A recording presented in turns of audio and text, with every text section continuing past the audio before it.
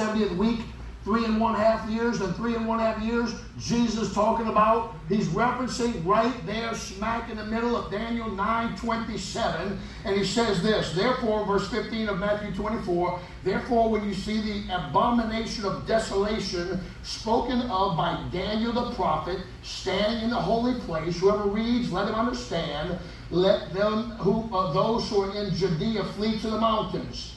Let those who are in Judea flee to the mountains. I said to you last Sunday, why do I believe that the peace plan that's fixing to be talked about in June may contain some language that indicates a two-state solution rather than Jeremiah 12?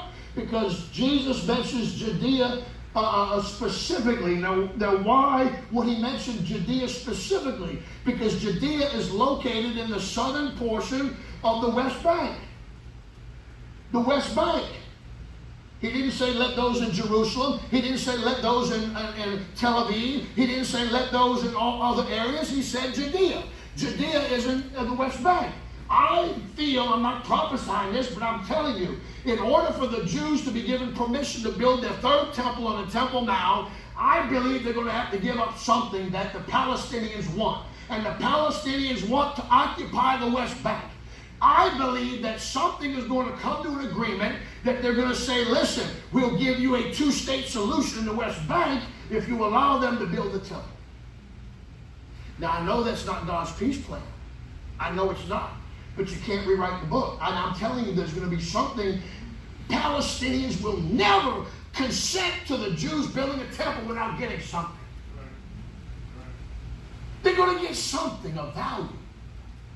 Now, why does Jesus say Judea? You better get out of there and you better flee quickly. Well, going to my thesis, if the enemy is your next door neighbor, a two-state solution, and the Antichrist walks into that temple and defiles it, it's going to break loose. It's going to break loose quickly. Amen? If you lived in Tel Aviv, you're not going to have Palestinians right next door to you, but if you live in a two-state solution, you would. Once again, I'm not prophesying that.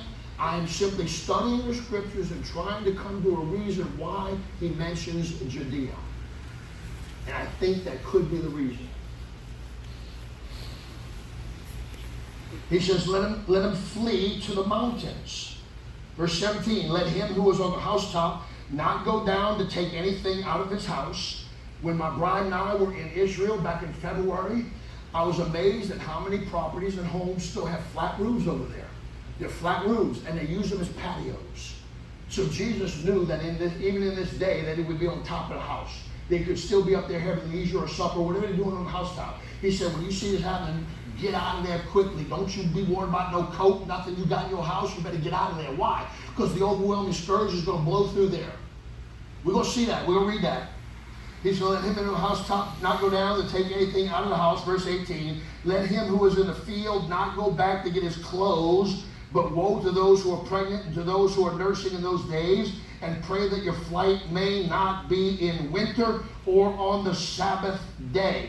Let's go to Daniel chapter 9. Hold your finger on Matthew 24. Let's read just a couple of verses. We're not going to read the whole thing. Daniel 9, beginning verse 27.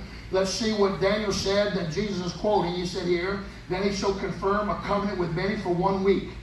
Everybody say a week. 7. Listen to me. The rapture of the church does not start the tribulation.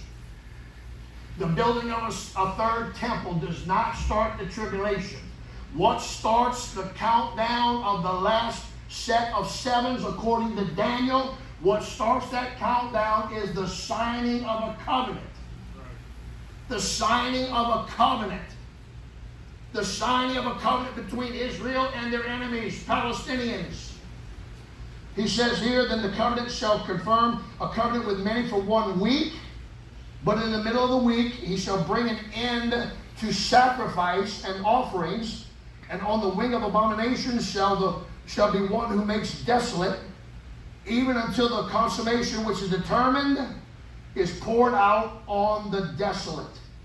He is going to bring an end to offerings and sacrifices.